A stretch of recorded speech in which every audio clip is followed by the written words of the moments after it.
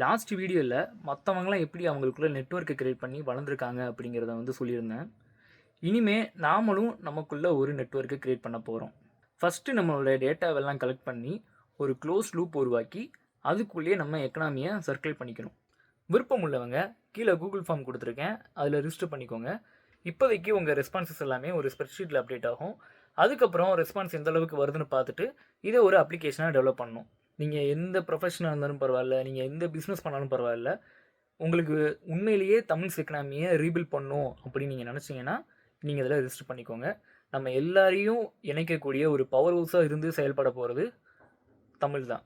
இது எப்படி ஒர்க் ஆகும் அப்படின்னு பார்த்தீங்கன்னா, உதாரணத்துக்கு ஒருத்தர் வீடு கட்டணும்னு நினைக்கிறாரு. வீடு கட்டுறதுக்கு என்ன தேவைப்படும்? ஒரு சிவில் இன்ஜினியர்ஸ் தேவைப்படுவாங்க, டிசைன் போடுறதுக்கு. அப்புறம் மண் தேவைப்படும், அப்புறம் சிமெண்ட் தேவைப்படும், அப்புறம் ஸ்டீல் தேவைப்படும்.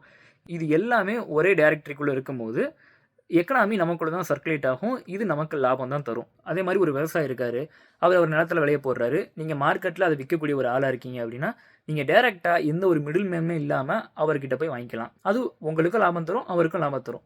ஸோ இப்படி தான் நம்மளுடைய சிஸ்டம் ஒர்க் ஆக போகுது. இதில் விருப்பம் உள்ளவங்க வாங்க, நம்ம எல்லோரும் ஒன்றா வளருவோம்.